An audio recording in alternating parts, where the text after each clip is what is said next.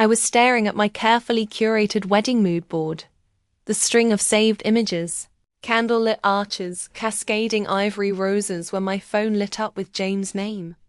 My stomach fluttered, and a smile stretched across my face automatically.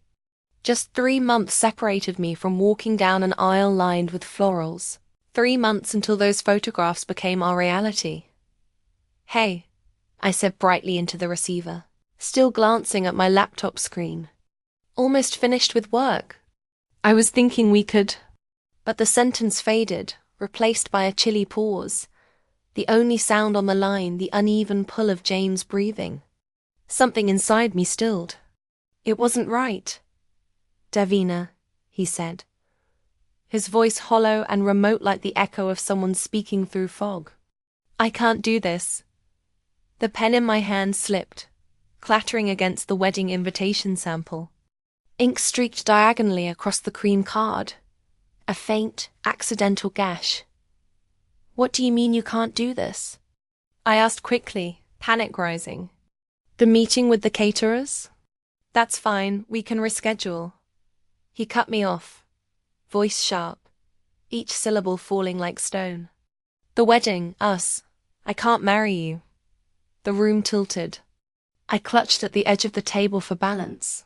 Stacks of wedding magazines sliding like fallen dominoes to the floor. "What are you talking about?" I whispered. "We were choosing honeymoon destinations yesterday. We talked about the beach resort versus Paris, remember?" "Your family showed me proof," James said. His voice, once a comfort, was now unrecognizable, clipped and almost bureaucratic. "About the alcoholism. The instability you've been hiding." Ice flooded my chest. "What?" "Your mother and Blair came to my office today." The words uncorked a haunting dread in me. My mother and my sister. Together. With him. They had documentation, James pressed. "Medical records. Incidents. Things you never told me about." "None of that is true," I choked. "James, you know me." "Do I?" His response hung in the air, weighty and ruinous. "They showed me reports from the Rehab facility you supposedly attended last year," he said. "The same week you told me you were in Chicago at that event conference." The world spun faster. "I was in Chicago," I said sharply, forcing breath through my lungs. "I have the badge.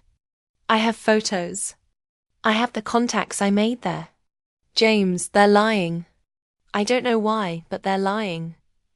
His silence pressed heavier than words. "Your mother cried." "Davina," he said at last. "She said they've been shielding you for years. That they couldn't watch you marry me in deception." My mind flicked violently back. Family dinners filled with secrets I thought were safe. How Blair once held my hand about my old college ex. How Mum poured glossy glasses of wine and soothed me with her gentle refrain. "Family will always have your back." Now they had used those private pieces as weapons. I've never had treatment. I've never had drinking problems. I've never lied to you. I begged. "I am the person you proposed to." But his sigh came like a verdict. Heavy, resolute. "Blair showed me the therapist's letter recommending inpatient treatment after your breakdown in February," he said. My chest froze cold. "February?" "James, I was planning the Henderson wedding in February. You brought me soup when I caught that flu. You said it yourself, I never stopped working." His voice cracked, but just barely. "I can't build a life with someone who hides a darkness this serious." Another pause. One that clipped an entire future off mid-breath. "Goodbye, Davina." The call ended. I sat frozen, phone pressed tight to my palm even after the screen went black, staring at the ghost of my reflection in the glass. Was there something my eyes weren't catching? Some invisible fracture that others saw but I hadn't? With shaking steps, I reached my bathroom mirror. The same pale blue eyes reflected back. The same hands, only they trembled now, not from withdrawal, but betrayal. A memory cut through. Blair's forced smile when I'd announced our engagement at Christmas. Mum's syrupy voice. Well, this is certainly a surprise. Odd tones I smoothed over then, but now recognized for what they were. And suddenly, an old timeline rearranged. My college boyfriend, who ghosted days after meeting my family. The job interview lost to a mysteriously soured reference. The client pulled away after Blair's chance encounter at a charity gala. Thread by thread, it connected dot by the time my body moved. My decisions ran faster than thought. I blocked James from every platform calls, messages, profiles. If I saw his face tomorrow, I might shatter entirely. Better to cut it off quickly, even if it cost me air dot only 20 minutes later.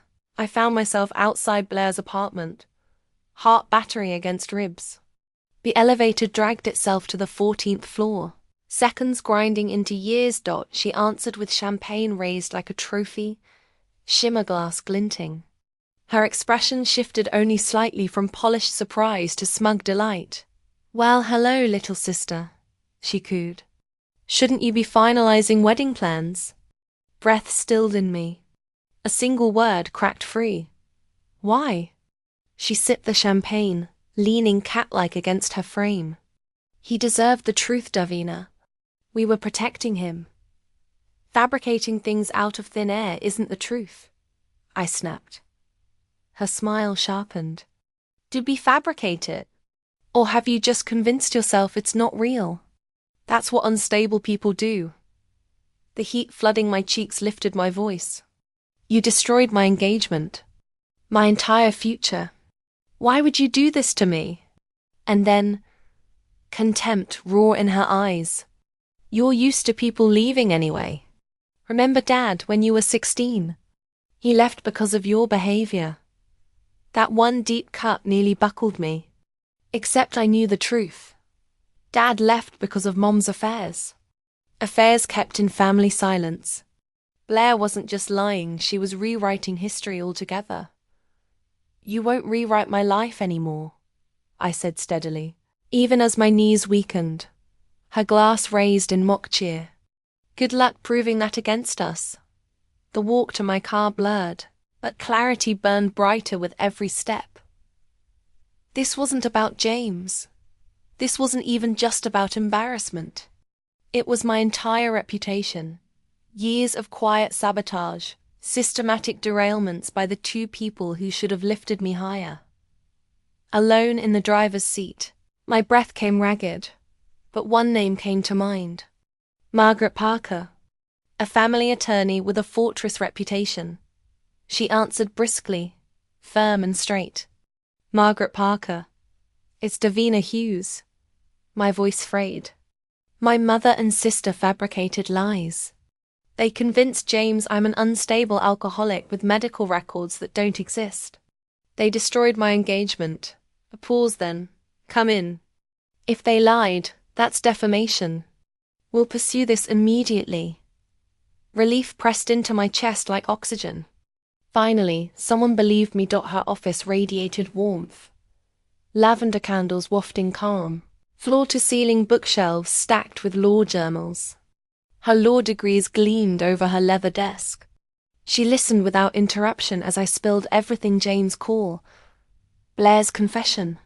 The steady click of her pen reminded me I wasn't spiraling alone now. You're not alone in this fight, she told me firmly at the end, her hand resting on my shoulder. Family wounds the deepest. But lies this destructive have consequences. I could shrink away quietly, vanish into whispered pity trails. Or I could rise, fight, and challenge their lies outright. Looking at Margaret, strength like steel sitting in her chair, I knew my decision. No more. Over the next 3 days, her command grew relentless. Margaret mapped my history into a pattern. Exposed accidents as engineered betrayals. See here? She slid papers in front of me, connecting dots like a forensic puzzle. Every relationship ended within 2 weeks of introducing them to your family. Michael, I whispered, tracing her timeline. Then Thomas, Jason, and now James. More papers came. Emails with ghostly phrasing, threatening notes each man had received anonymously. Each ending had Blair's fingerprints pressed invisibly into its surface. And notice this. Margaret pointed a phrase that leapt off the page. For her own well-being. Blair had uttered the exact same thing on tape. Now I knew. Their plots ran deeper, finer than paranoia ever imagined. Chicago. Supposed rehab fabricated from thin air. Real conference badges still in my drawers. Margaret laid down worse. Neighbors approached with whispers. Clients redirected by Blair toward competitors. Careers stunted before blooming. Years of sabotage paper trailed. Each revelation landed heavier than falling stone.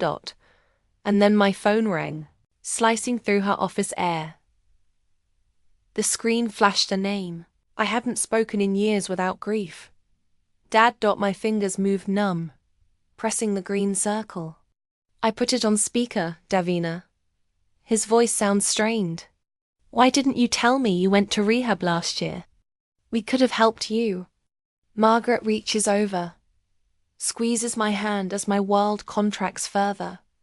Dad, I never went to rehab. I was at a conference.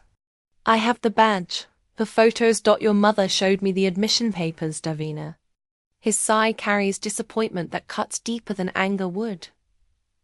Blair's worried about how you're handling the breakup. They say you're making accusations. They're lying, Dad. My voice breaks. They've been lying about me for years. The silence stretches. I need to go, he finally says. We'll talk when you're feeling more stable. The call ends. I stare at the dark screen, the final devastating truth settling into my bones. They've even convinced Dad. Margaret slides a box of tissues toward me, but I push it away. Tears won't help now. What I need is clarity. I pull a blank legal pad toward me. They've been documenting false evidence. I need to document the truth. For the next hour, I list every suspicious incident I can remember. The college internship that fell through after my mother spoke to the director. The friendship with Sarah that ended suddenly when her parents invited us to dinner with me family. The apartment I mysteriously lost despite having perfect credit. With each memory, the lens through which I viewed my life shifts. What I'd attributed to bad luck or personal failings now appears as careful, deliberate sabotage. They didn't want me to succeed. I whisper, the realization burning through me, because it threatened their narrative. Margaret studies me across her desk. We need to understand why this goes beyond simple jealousy. She pulls out more documents, financial records, social media histories, family correspondence. The pieces assemble into a motive that makes my stomach turn. James comes from money, Margaret says. His family has connections Blair has been trying to access for years. Your engagement threatened her social standing. The investigation reveals more layers. My mother borrowed money from James' family for Blair's fledgling interior design business. Blair's relationship with Thomas Andrews, son of a retired judge, heir to old money, hinged on maintaining her family's respectable image.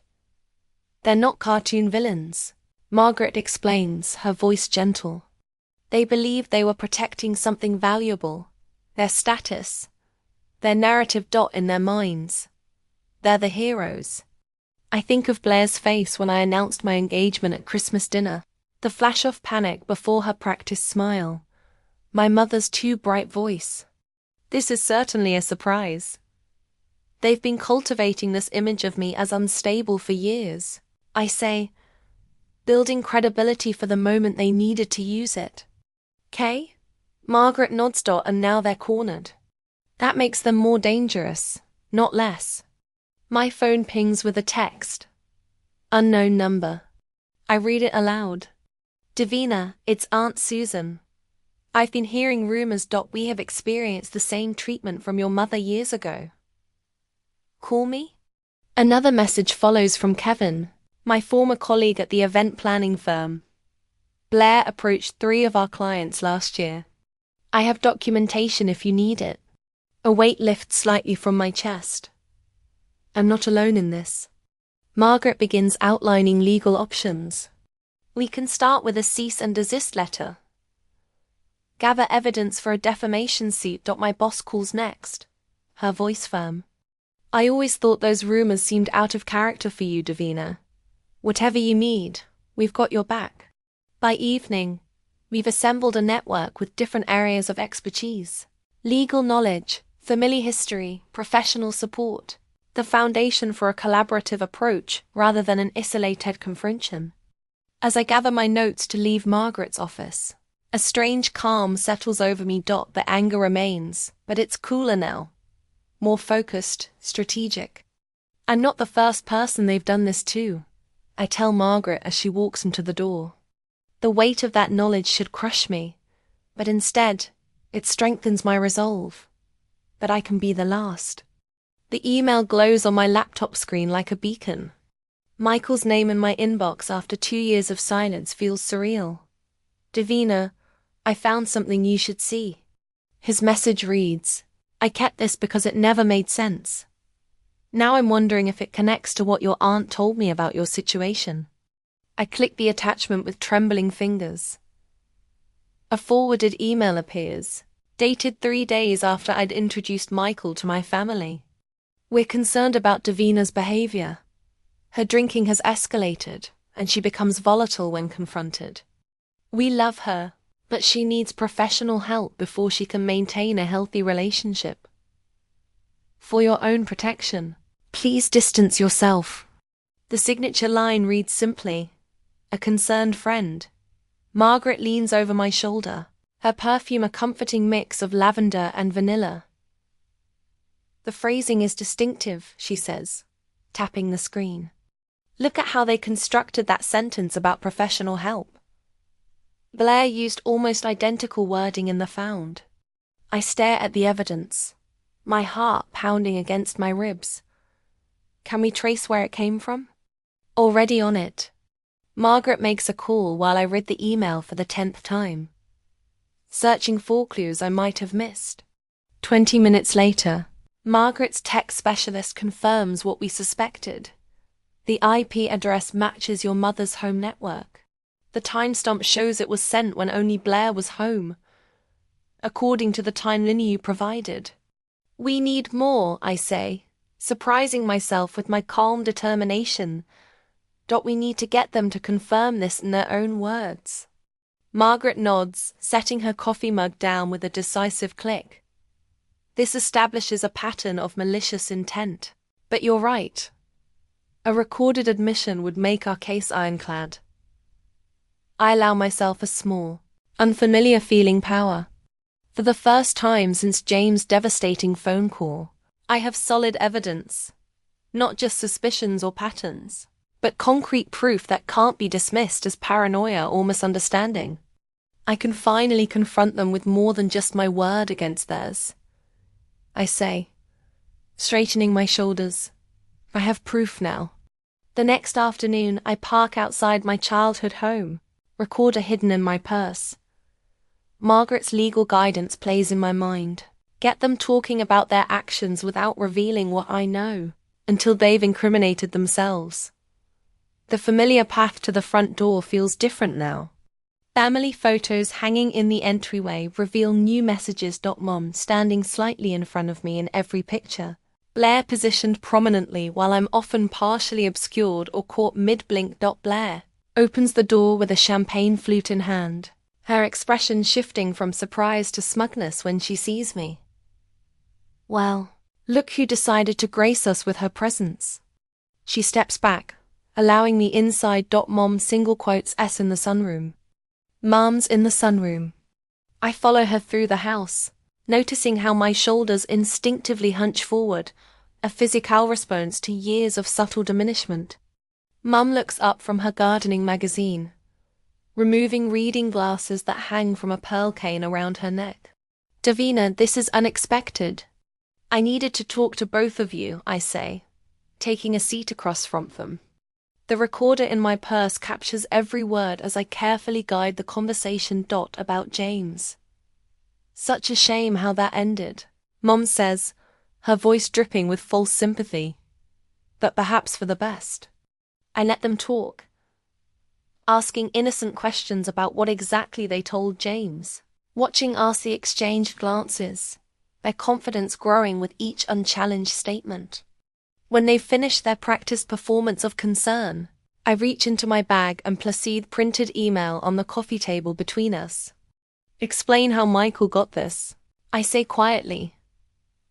Blair's expression changes so quickly it's almost comical, from confident to defensive in the space of a heartbeat. Her fingers tighten around the stem of her glass. What are you talking about? She asks, but her eyes never leave the paper.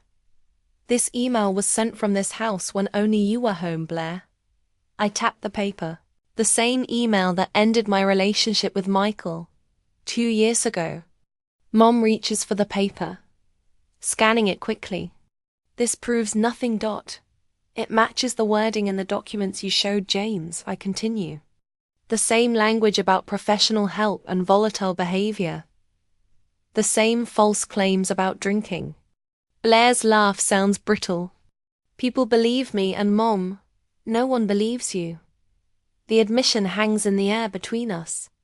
Not a denial, but a statement of power of how they've positioned themselves against our social circles. Mom attempts damage control, her voice softening to the tone she uses when trying to appear reasonable. We were only trying to protect you from bad relationships. Michael wasn't right for you. Neither was James. By lying about me, I keep my voice steady. By creating false medical records and fabricating stories about rehab stays that never happened. You've always been dramatic, Mom says, sighing heavily. Always making everything about you. I'm considering legal action, I say, watching their reactions carefully. Defamation has serious consequences. Mom's mask slips completely. No one would take your word over ours. I'm not asking them to, I reply, standing up.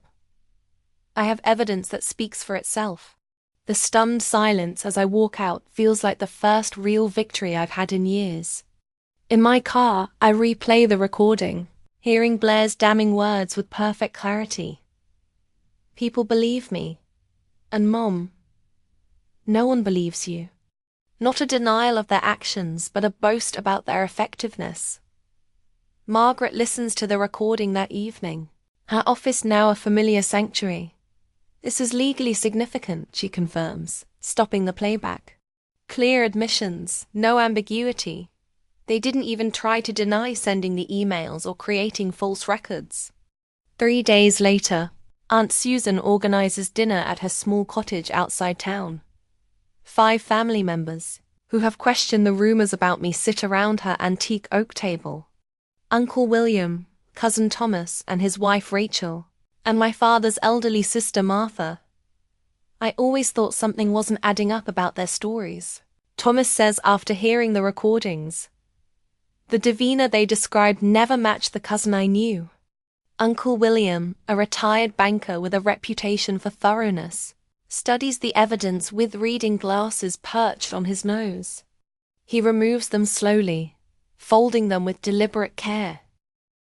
This stops now, he says firmly. We stand with Davina. The table divides our family clearly, those manipulated by Mom versus those supporting me.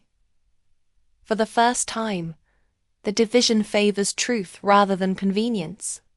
My phone rings, Margaret's name lighting up the screen. The recording is admissible, she says when I answer. We have a solid case if you want to proceed. Word spreads quietly. Close friends call to apologize for believing rumors. 2 former clients reach out about potential projects, mentioning they'd heard clarifications about previous misunderstandings. After dinner, I stand on Aunt Susan's porch, watching fireflies dance in her garden. The weight I've carried for years feels lighter. Not gone completely, but manageable now that I'm not carrying it alone. The path forward splits before me, Push for complete victory now while momentum favors me, or gather more evidence for something they can't possibly deny. Either way, for the first time since James' devastating call, I feel the steady ground of truth beneath my feet. And I'm not going anywhere. The next day, Margaret's office transforms into a war room over the next 2 weeks. Evidence boards stretch across the walls, layered with timelines, family photos, and legal documents. Colored strings connect events, creating a visual map of years of manipulation. The sheer scale of it takes my breath away. We need to be thorough, not just angry. I tell Margaret as we organize a new batch of witness statements. Anger got me through the first confrontation, but it won't finish this. Margaret nods, her reading glasses perched on end of her nose as she reviews a document. This isn't about one confrontation, Davina. It's about permanent resolution. Your mother and sister have been orchestrating this campaign for years. I catalogue each allegation methodically, matching them with counter-evidence. Rehab facility where I supposedly stayed during my Chicago absence has provided written confirmation I was never a patient. My bank records show hotel charges in Chicago during the conference dates. The pieces fit together with a satisfying click. Aunt Susan arrives with a thick folder of family correspondence. Your mother has been doing this for decades, she explains, spreading letters across the table. She did the same to your cousin Jennifer back in the 90s. Convinced everyone she was unstable after Jennifer confronted her about stealing from Grandma's estate. Remember Jennifer moving away suddenly? I say, the memory shifting into new focus. Mom said she had a breakdown. Jennifer had evidence, Susan replies. But Elaine got to the family first. No one believed her. The work feels less emotionally satisfying than confrontation. Part of me wants to storm into Mom's house and demand immediate justice. But as patterns emerge from our methodical documentation, I recognize the value of patience. How do we know which family members are still feeding them information? I ask, reviewing our contact list. Margaret's expression turns calculating. We don't contact anyone we're not absolutely certain about. Period. I work the phone for hours each day, connecting with colleagues who experienced Blair's interference. 3 clients confirmed she approached them directly, suggesting I had reliability issues. My former assistant reveals. Blair offered her a job contingent on sharing my client list. Aunt Susan becomes our family historian, documenting Mom's pattern of controlling narratives. She told your father you'd refuse to see him after the divorce, Susan reveals, but you were waiting by the phone every weekend. Margaret prepares legal documents with surgical precision. Each defamation instance needs specific documentation. She explains the forged medical records are our strongest evidence. We establish a network of allies, each with specific responsibilities. My colleague Vanessa monitors industry gossip, feeding us reports of new rumors. Margaret single quotes S paralegal Jonathan, creates pristine documentation packages. Aunt Susan manages family communications, identifying who remains in Mom and Blair's information loop. I deliberately appear withdrawal in public, cancelling appointments and declining social invitations. Let them think I'm defeated. The evidence suggests your sister and mother haven't just targeted you. Margaret observes one evening, reviewing our findings. There's a pattern of isolating anyone who threatens their social position. A new piece of intelligence arrives from Vanessa. Blair's fiancé, Thomas Andrews, comes from the Andrews family, regional banking titans and modular philanthropists. Your mother is desperate to secure that connection. Aunt Susan confirms. She's been pushing Blair toward Thomas for years. The social standing alone would cement her position. Margaret taps her pen thoughtfully. Blair's engagement party is next week. Every key witness will be there. Family. Business associates. Thomas's family. Perfect timing, I say. A plan forming. That's when we present everything. The doorbell interrupts our planning. Through the peephole, I see my father shifting uncomfortably on the landing. When I open the door, Dad looks older than his 60 years. "Your mother says you're threatening the family." He begins without preamble. My heart sinks. They're using him as their messenger. "Can I come in?" he asks, peering past me into the apartment. I hesitate but step aside. "What exactly did she tell you? That you're planning some kind of revenge?" Over the wedding cancellation. He sits heavily on my couch. "Davina, I know you're hurt, but can't you just let this go? Family is family." The words sting. The familiar refrain that's kept me accepting their behavior for years. "Dad, they lied to James about me. They created fake medical records." He shakes his head. "Your mother explained about your problems. We only want what's best for you." For a moment, I consider showing him our evidence.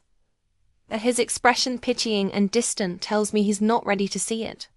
After he leaves, I lean against the closed door, breathing deeply. "They're using Dad now," I whisper to the empty apartment. "This has to end." 2 days later, I polish the last slide of my presentation until it gleams with undeniable truth. The evidence sits arranged on Margaret's oak conference table, cease and desist letters in crisp manila folders, audio recordings verified by the forensic specialist, notarized witness statements from clients who experienced Blair's interference, every detail catalogued, every accusation backed by proof. "Remember," Margaret says, adjusting her reading glasses as she reviews the documentation, "when you present this, keep your voice steady, no matter what they say or how they react." I nod, rehearsing the opening statement in my mind for the 100th time. "The truth doesn't need anger to be powerful," I say, repeating the mantra we've developed. Margaret gives a satisfied nod. "Exactly. The evidence speaks for itself." She taps the forensic report, confirming Blair's email IP address. This alone would convince most judges. Aunt Susan calls to confirm she's secured invitations for 3 key family members whose support will be crucial: Uncle William, Cousin Thomas, and Grandmother Eleanor, whose opinion carries weight with the extended family. "They'll be there," Susan assures me. "William especially wants to hear your side. He's always had questions about some of the stories Elaine told him." I close my eyes, visualizing the engagement party venue. Every person who will be present. Every possible reaction, every contingency. For days, I've lived and breathed this plan, transforming raw pain into methodical preparation. 2 hours later, my phone buzzes. Margaret again. "Jason Mitchell confirmed he'll attend. Jason, whose contract with my event planning business mysteriously dissolved after Blair happened to run into him at a charity gala. He's bringing documentation of their conversation. The remaining pieces fall into place throughout the day." I rehearsed my presentation one last time, focusing on the irrefutable facts rather than my personal feelings. The betrayal still burns, but I've learned to channel that heat into precision rather than letting it consume me. My doorbell rings just after 5. Through the peephole, I see my mother's perfectly coiffed hair, her cream-colored suit immaculate as always. My pulse quickens, but I open the door, keeping my expression neutral. "Davina, darling," Elaine says, concern dripping from her voice like honey laced with arsenic. "I came to see how you're doing. We're also worried about your behavior lately." I step back, allowing her into my apartment but maintaining distance. "What behavior would that be, Mom?" She glances around my living room, noting the absence of wedding magazines that once littered every surface. Her eyes linger on a legal pad partially covered by a newspaper. "You've been calling family members, asking strange questions about Blair and me." Her voice shifts slightly, the concern hardening into something more pointed. "Thomas' parents mentioned you contacted his aunt. So they know something's coming." I keep my face carefully composed, giving nothing away. "I'm reconnecting with my family. I say simply. Is that concerning? Elaine steps closer, lowering her voice. Though we're alone. Thomas' family is very concerned about the scandal, Davina. His father sits on the hospital board. His mother chairs 3 charity committees. Her eyes narrow. Think carefully before you do anything at the engagement party. The threat hangs in the air between us. For a moment, I see through the mask of maternal concern to the calculation beneath. They've detected my movements, but don't know exactly what I've planned. I appreciate your concern, I reply, moving toward the door. But I need to finish getting ready for work. After she leaves, I call Margaret immediately. They know something's coming, I tell her, pacing my kitchen. Mom just came by with a thinly veiled warning. Margaret's voice remains calm. They're fishing for information. They know something's coming, but not what. This changes nothing about our approach. Should I warn Aunt Susan?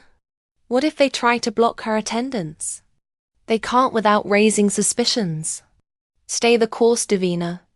Their awareness actually confirms we're on the right track. That evening, my team gathered at Margaret's office for our final meeting. Margaret spreads the legal documents across the conference table, confirming their admissibility last time. Aunt Susan reports on family dynamics, identifying which relatives are most likely to listen with open minds. Jason reviews his statement about Blair's interference with my clients, while the forensic specialist confirms the enhancement of our audio recordings has been completed. Everything is in place, Margaret says. Closing her leather portfolio. Tomorrow, we present only facts, no accusations. The evidence speaks for itself. I drive home under a sky scattered with stars, feeling strangely calm. Tomorrow everything changes.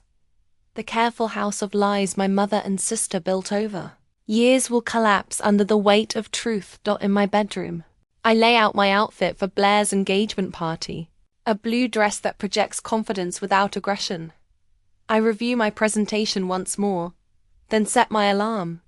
As I drift towards sleep, I realize I'm no longer afraid of them. Their power existed only in shadows, in whispers, in my isolation. Tomorrow, in the light of truth, that power evaporates. They're scared, I whisper to myself, understanding finally settling in my bones. That means we're on the right track. Next week, Blair's engagement party transforms the Oak Ridge Country Club into a showcase of wealth and influence. Crystal chandeliers cast golden light across the grand ballroom, where nearly 100 guests mingle in evening wear. I arrive 90 minutes early with Margaret, slipping through the service entrance where the catering staff bustle with last-minute preparations. Perfect timing. Margaret whispers, her grey silk pantsuit projecting authority, as she guides me toward the smaller room adjacent to the main hall. The projection equipment is already set up for the toast stop. We just need to connect your laptop. I clutch my leather portfolio containing backup copies of all our evidence. My heart pounds against my ribs, but my hands remain steady as I arrange the documents in presentation. Order. Days and nights of meticulous preparation has led to this moment. Divina. My father's voice makes me freeze. I turn to find him blocking the doorway, a security guard in a dark uniform beside him. Dad's face is drawn, his shoulders hunched with tension. Your mother says you're not welcome here. The security guard steps forward. Ma'am, I'm going to have to ask you to leave the premises. Margaret immediately places herself between us. On what grounds? Mrs. Hughes informed management that her daughter is subject to a restraining order and isn't permitted near the family. The guard's hand hovers near his radio. My stomach drops. That's completely fabricated. There is no restraining order. Dad looks from me to Margaret, uncertainty flickering across his face. Before he can respond, my mother appears at his shoulder, her champagne-colored dress shimmering under the behind her. Faces turn toward our corner of the room. Richard. Is she leaving? Mum's voice carries just loudly enough for nearby guests to hear. The guard steps forward again. Ma'am, if you don't come with me voluntarily, what seems to be the problem here? A tall man with silver hair approaches. The retired judge, Thomas's father. Blair materializes beside our mother, her engagement ring catching the light as she places a concerned hand on Mom's arm. My poor sister is having another episode, she announces, her voice pitched to Carrie. She needs help, not an audience. Several guests turn to stare. I feel the weight of their judgment, the story they've already been told about Meticking Root. The security guard reaches for my elbow. Is there a legal matter I should know about? Judge Thompson asks, his sharp eyes assessing the situation. My mother dabs at non-existent tears. We've tried so hard to protect Davina's privacy, but she's struggled with stability issues for years. The restraining order was a last resort after she threatened Blair. The room seems to tilt sideways. This is worse than I anticipated. Mom isn't just blocking my presentation. She's orchestrating my complete public humiliation. The security guard steps closer, radio in hand now. There is no restraining order. Margaret's voice cuts through the murmurs. She produces her bar association card. I'm Margaret Parker, Miss Hughes' attorney. What Mrs. Hughes just stated constitutes defamation per se. 2. Judge Thompson takes Margaret's card, studying it carefully. Aunt Susan appears from the growing crowd, guiding a woman in a burgundy gown toward us. Mrs. Thompson, I believe you should hear what Davina has to say before decisions are made. Thomas' mother looks between Blair and me, confusion evident in her furrowed brow. What's happening, Robert? She asks her husband. Margaret seizes the moment to distribute copies of our prepared legal documents to Judge Thompson. Sir, as someone with judicial experience, I believe you'll find these concerning. I keep my voice steady, though my heart hammers painfully. I have evidence everyone should hear. Evidence of a systematic campaign to damage my reputation of fabricated claims, exactly like the one just made about a non-existent restraining order. Judge Thompson scans the first page of our documentation, his expression growing grave. He signals the security guard to stand down with a subtle gesture. Perhaps we should review this in private. He suggests. No. I straighten my shoulders. The lies have been public. The truth should be too. Blair steps forward, her champagne flute trembling slightly. She's always been jealous of my happiness. She's trying to ruin my engagement party because her own wedding fell apart. Blair, Judge. Thompson's voice carries the weight of 40 years on the bench. I'd like you to be quiet while I review these documents. The room falls silent. I watch Blair's face flush as her future father-in-law silences her. Judge Thompson continues reading, occasionally looking up at my mother, whose composure begins to crack around the edges. Thomas emerges from the crowd, his expression troubled as he takes in the scene. What's going on? Dad. Judge Thompson hands the documents to his son. You should see these. Thomas. My mother moves forward, desperation flashing in her eyes. Davina, if you continue this, you're no longer part of this family. Is that what you want? The crowd shifts uncomfortably at the naked threat. Thomas looks up from the papers. His face ashen. He turns to Blair. Did you send these emails? His finger points to a highlighted section. Just tell me the truth. Blair's eyes dart frantically between Thomas and her parents. They're obviously fake. Davina fabricated everything. That's not what I asked. Thomas' voice drops. Did you send these emails to James, claiming Davina was in rehab when she was actually at a conference? Blair's mouth opens and closes, no words emerging. Her panicked expression reveals more than any confession could. The moment stretches as understanding dawns on Thomas' face. He steps back from Blair. creating physical distance that mirrors his emotional withdrawal.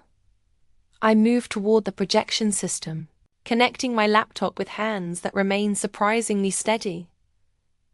The crowd parts before me, their collective curiosity overriding social niceties. Mom makes one final attempt. Richard, stop her. But my father stands motionless, watching with the same stunned expression as everyone else. For the first time, he's seeing the mask slip, witnessing the desperation of a woman whose carefully constructed narrative is collapsing. Judge Thompson and his wife exchange concerned glances as Margaret hands them additional documents. My aunt positions herself protectively at my side, while Margaret stands at the laptop, ready to advance slides. Just as we practiced, Margaret murmurs. The truth speaks for itself. I face the assembled guests' family members who've heard stories about me for years. Thomas' influential relatives. Blair's friends who've always viewed me with polite suspicion. The moment feels surreal after months of preparation. I press the button that will begin my presentation. The projector hums to life, casting its blue glow across the room. The first slide appears on the screen, and the room collectively gasps. I stand beside the screen, my heart hammering against my ribs despite months of preparation for this moment. Every eye in the room fixes on me, some curious, some concerned, others outright hostile. What I'm about to show you has been methodically documented and verified. I begin, my voice steadier than I feel. Each piece of evidence has been authenticated by legal and technical experts. The first slide appears, showing an email from Blair to my ex-boyfriend Michael. The date stamp is unmistakable, the day after I introduced him to my family 3 years ago. This email claimed I had been hospitalized for alcohol poisoning twice that year. I explain, pointing to the highlighted text. The IP address has been traced to our family home during hours when only Blair was present. Blair lunges toward the projector. This is ridiculous. You've obviously fabricated. Let her finish. Thomas interrupts, his voice sharp as he places a restraining hand on his fiancée's arm. I need to hear everything. The room grows painfully quiet. I advance to the next slide, a transcript of a recorded phone call between Mimother and the Henderson wedding. Client: Mrs. Henderson confirmed she cancelled my services after my mother called to express concerns about my reliability. I continued, my fingers steady as it traces the damning words on screen. This occurred exactly 1 week after I mentioned the Hendersons were considering me for their daughter's wedding as well. From the corner of my eye, I see Mrs. Henderson herself rise slightly from her chair, her face flushed with recognition. It's true, she says, her voice cutting through the tension. Elaine called me personally. She said Davina was being investigated for professional negligence. My mother's face contorts. I was trying to protect everyone involved. Davina has always been. The next exhibits are perhaps the most serious. I continue, refusing to be derailed. These are my actual medical records obtained through legal channels, showing I have never been treated for substance abuse or psychiatric issues. Side by side with these documents, I display the fabricated records James had described Tom on that devastating phone call 3 months ago. A forensic document examiner has confirmed these falsified records were created using a family computer. Margaret adds, stepping forward with professional authority. This constitutes defamation and tortious interference with both personal and business relationships. Thomas's father leans forward in his seat, his judicial experience evident in his methodical examination of each document I present. He occasionally glances at Blair, his expression growing increasingly troubled. I received similar emails after meeting Davina's family. A voice calls from the back. It's Stephen, whom I dated briefly 2 years ago. They claimed she'd been fired from 3 jobs for erratic behavior. I believed it because the details seemed so specific. One by one, Witnesses I've gathered over months of careful preparation speak up. Former clients, colleagues, even distant relatives, each confirming a piece of the pattern. Blair told me Davina had stolen designs from another planner. A client named Jennifer says, standing from her table, she showed me what looked like a cease and desist letter. I cancelled our contract the next day. The evidence unfolds relentlessly. Years of manipulation exposed in devastating sequence. My mother attempts several times to interrupt, but each objection withers under the weight of documented proof. Blair has gone completely silent, her face drained of color.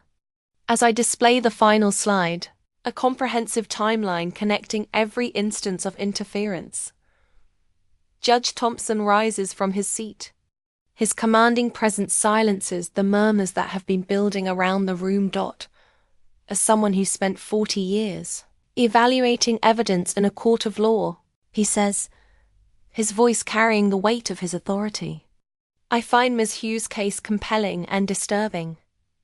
This pattern of behavior would constitute actionable defamation in any courtroom in this country. The power in the room shifts with almost physical force. Thomas slowly removes his grandmother's emerald engagement ring from Blair's finger and places it deliberately on table between them. I won't build a life on lies, he says, his voice low but clear enough for nearby guests to hear. My mother pushes through the stunned crowd toward me, her face twisted with desperation. We were protecting the family reputation.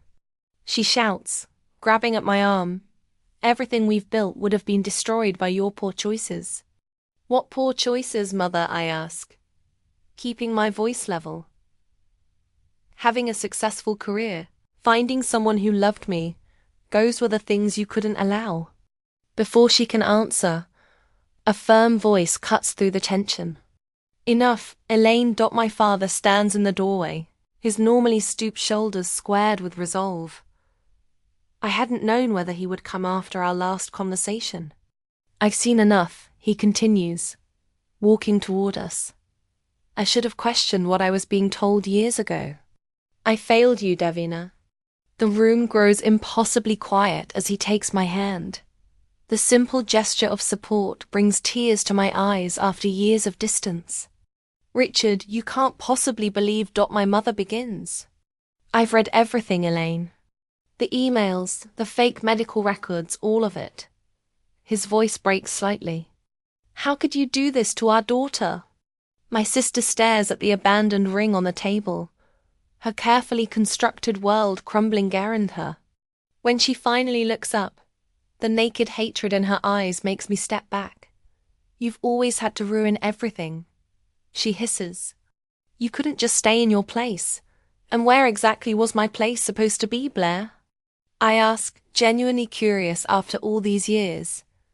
She doesn't answer, just grabs her purse and storms toward the exit. My mother follows after a moment of indecision, her social performance finally abandoned in defeat. As they leave, the tension in the room breaks. Thomas's mother approaches me first, her elegant hands clasping mine. I'm so sorry for what you've endured, she says quietly. No one should have to defend their character against such calculated attacks. One by one, family members and friends who had been poisoned against me for years approached with apologies and renewed support. My father stays by my side, his presence both unfamiliar and comforting. Aunt Susan wraps me in a tearful embrace. Your grandfather would be so proud of your courage, she whispers. He always said you had his backbone. Margaret watches from a respectful distance, giving me space to receive this long overdue vindication. When our eyes meet across the room, she nods slightly, a small smile lifting the corner of her mouth. This is what justice looks like sometimes, she murmurs.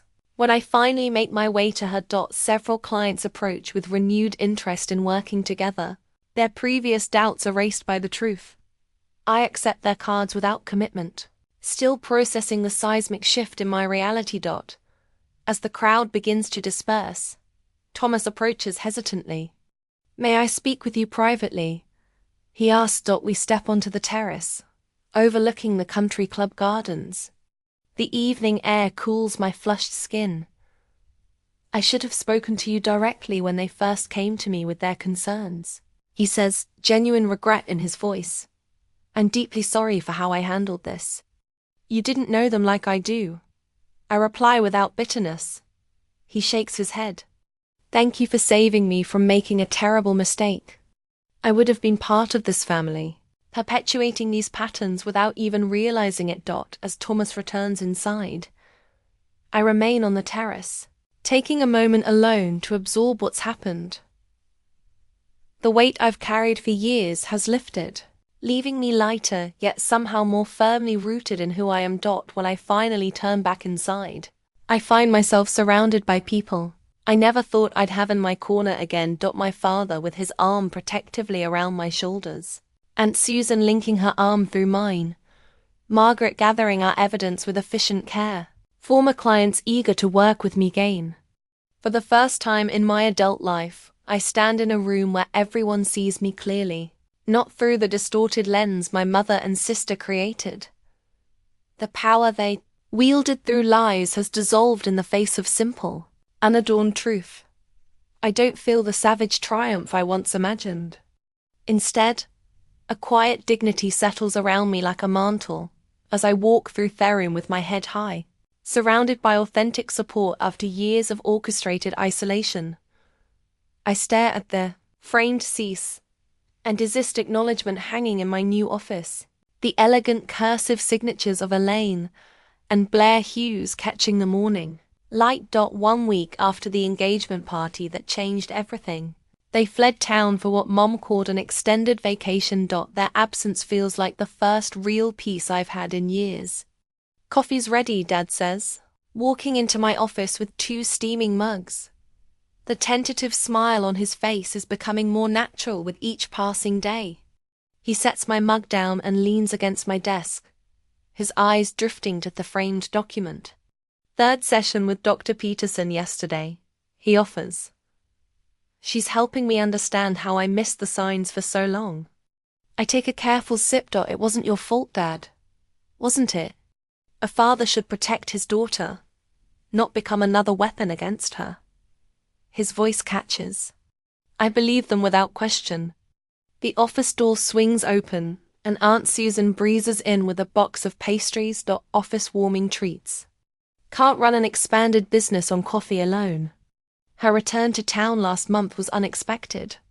I left because of Elaine's lies. She'd told me over dinner.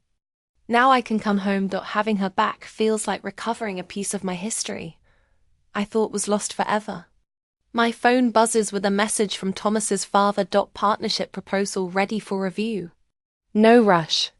The business opportunity his family had initially offered Blair now sits in my inbox. Poetic justice has its own quiet satisfaction. Later that evening, I hosted the first honest family gathering my apartment has ever seen. Cousins, aunts, and who had been kept at a distance by carefully cultivated rumors now fill my living space with laughter. The photo wall that once displayed carefully staged family portraits now showcases pictures of genuine moments with true friends. To Davina, Margaret raises her glass. The attorney who became my champion now standing as my close friend, who showed us all that the truth needs no constant defender. I slept that night without waking, without the familiar 3 a.m. panic, without the doubts that had been planted and nurtured for so many years. 6 months pass in a blur of growth. My event planning business expands into a downtown office with 3 assistants. The nomination for the Small Business Award, the same one Blair won last year, through connections rather than merit, sits on my desk beside a stack of new client contracts. The confidence I carry into business meetings no longer feels like a performance. When I present ideas, my voice doesn't search for approval with each sentence. The woman who once second-guessed every decision now makes choices with quiet certainty. You're smiling more, Margaret observes as we finish the paperwork, making her my business partner. Her legal expertise combined with my event planning vision has created something neither of us could have built alone. Not just the professional smile, the real one that reaches your eyes. I catch myself laughing easily during lunch with a new client, maintaining firm boundaries when they request last-minute changes, navigating the conversation without that familiar undercurrent of anxiety. Small moments of peace accumulate into a new normal. Dad and I meet for Sunday brunches now, rebuilding slowly through honest conversations about their past. "I found these in the attic," he says one morning, sliding over photos from my childhood dance recitals. "You were always so determined even then." My friendship circle grows, connections based on genuine shared interests rather than familiar obligations. When I share personal information now, there's no flinch of fear, no calculation of how it might be weaponized against me. I hire Jessica, a young event planner whose eager enthusiasm reminds me of myself, before years of sabotage dimmed my light. "Trust your instincts," I tell her when she hesitates during her first client presentation. They're usually right. The invitation arrives on cream stationery. Cousin William's wedding next month. The RSVP card sits on my counter for 3 days before I check attending with steady hands.